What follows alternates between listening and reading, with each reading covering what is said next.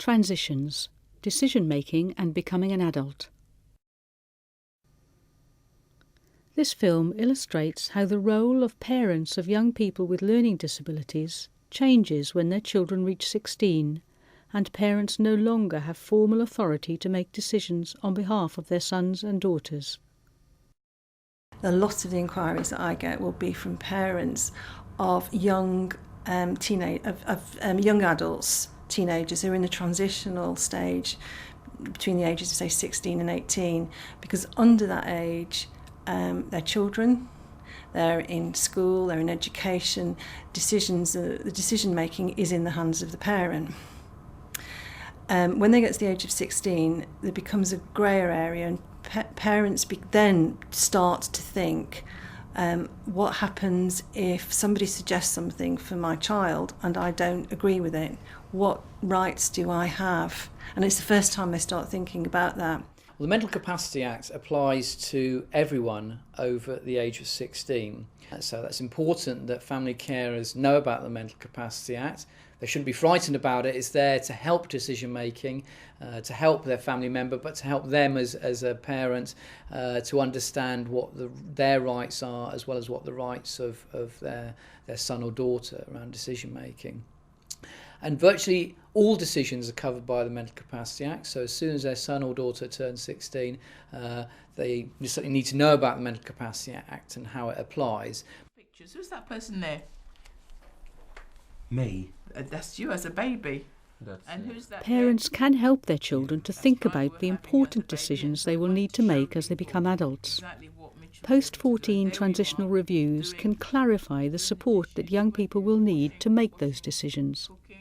I think I really started to understand Mitchell when he turned 14. When he entered transition, we had to do a transition plan for him. We really had to consider who is Mitchell, what does Mitchell like, and what he doesn't like. And I'm not saying we weren't thinking of that before, it's just that it just brought home to you what he was like, because all we looked at, because of the way he was, is the negative behaviour. We were suddenly being told, well, what are the positives about him? And I remember when I was first given that challenge, and I come along and I sat with Mitchell and I thought, right, let's try and do this. It was really difficult for Mitchell to do, and I had to think about, well, you're his mother, you know what his likes are, and start writing it down. So, of course, once we started, and I thought myself, wow, this was fantastic. I've wanted to include Mitchell. One of the things I think that makes me recognise the need for Mitchell to be involved in decision-making is because I know that if he didn't have autism, if he didn't have learning disability, he'd be as feisty as my other two children. They're fiercely independent. They really like to be able to do their own thing. So I kind of apply that kind of understanding of how the two girls are to how Mitchell will be. Advisory partners. And when do you go there to the advisory partners? Wednesday evenings. When Mitchell became 16, it was necessary for Marcella to become appointee for benefits, as he was unable to manage them himself. So as soon as he turned 16, I thought that the decision has come about where instead of me receiving the money, that Mitchell has his own bank account. So we went to the bank, and again, because of his limited capacity to understand, I said, well, I still think that Mitchell should have his bank account, but I am there as a second person to do the basic things that he wouldn't able to do. And I think even in itself, Mitchell having access to his own bank card is really good for him, and it's good for his self-esteem. Now, I would have to say I regard myself as being fiercely on Mitchell's side, that he makes the decision about what I feel he's able to make decisions. So I always ask him, and then what I feel he can make the decisions about, then I will allow him to do that. What does it say here? I received Holy Communion for the first time on. He likes going to church, and he has done from a baby. We were in the car one day driving from church, and my youngest said to me, Mum, Mitchell would really like to make his first communion. So I turned to Mitchell and I said, Mitchell, would you really like to make your first communion? And he said to me, yes. So what I did was I went to the priest and I said, look, Mitchell would really like to make his first communion. How can we make that happen for him? There are certain procedures you have to go through in the Catholic Church. But with Mitchell, because his language was so limited and he had his drawing, so what we did is This was how we were able to determine. And they were just really colours, pictures that he coloured.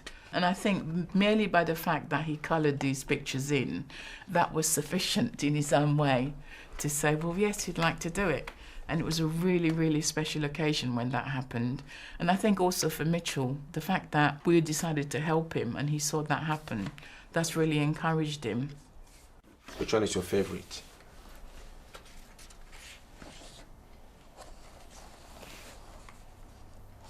That one. Who is that? Mary and Joseph. Oh, that's it. The experience of preparing for his first communion shows how Mitchell can be supported to make decisions. But the other day, surprisingly, he came to me and said, what's a girlfriend? And I said, it's a partner to a man. And he said, what's a boyfriend? Partner. Has Samantha got a boyfriend? And I said, I don't know, Mitchell. You'll have to ask Samantha. And then he said to me, I'd like to have a girlfriend. What we have to do now, having been told that he would like to have a girlfriend, is to work out how we're going to make that happen. So we're looking at his social life.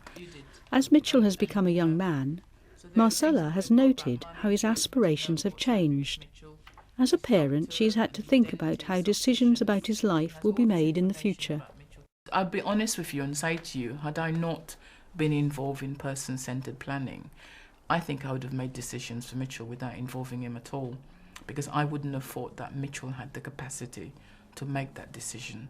But I think having worked with him in a holistic way and seeing the results from simple explanation, and we grow, and it grows, and it grows, where he has a good knowledge of understanding, I think, that's why Mitchell is probably involved in decision making than you'd find a lot of children his age. I don't think that the professionals that we're involved with actually are aware of the distinction between a child who is under 16 and a child who is over 16 or 18, because they still feel that that person is not able to be involved in the decision making. That's it. Okay, let's open it. It was interesting. I mean, I thought I knew about the Mental Capacity Act. So when you called, I went and looked at the Act and I thought, I do know about the Mental Capacity Act, because I think naturally we've been working on that you really have to try and find ways in which you can get that person to be involved in whatever decision and to find whatever way you can with Mitchell. So I think we've been working naturally. So I was kind of quite comforted by that we've been working naturally with Mitchell in wherever possible to try and have Mitchell included in whatever decision that we're making. Do you remember this picture? Yeah. Where was that picture taken? Where did you take it? 2006. Yeah, where was that? Where? In church. Oh, brilliant. Mitchell knows where. I remember it was 2006.